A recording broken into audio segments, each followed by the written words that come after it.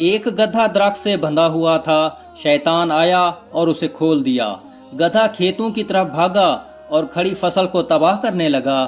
جب کسان کی بیوی نے یہ دیکھا تو اس نے غصے میں گدھے کو مار ڈالا۔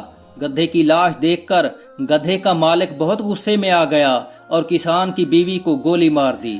کسان اپنی بیوی کی موت سے اتنا مشتعل ہوا کہ اس نے گدھے کے مالک کو گولی مار دی۔ جب گدھے کے مالک کی بیوی نے اپنے شوہر کی موت کی خبر سنی تو غصے میں اس نے اپنے بیٹوں کو حکم دیا کہ وہ کسان کا گھر جلا دے۔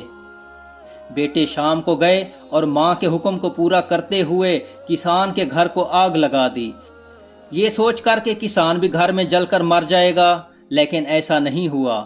کسان واپس آیا اور گدھے کے مالک کے تینوں بیٹوں اور بیوی کو قتل کر دیا۔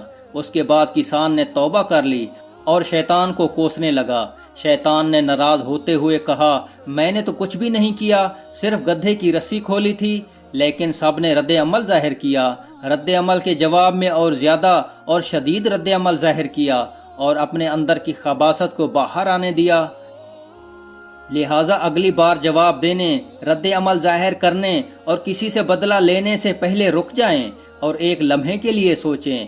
کبھی کبھی شیطان ہمارے درمیان صرف گدھا چھوڑ دیتا ہے اور باقی کام ہم خود کرتے ہیں۔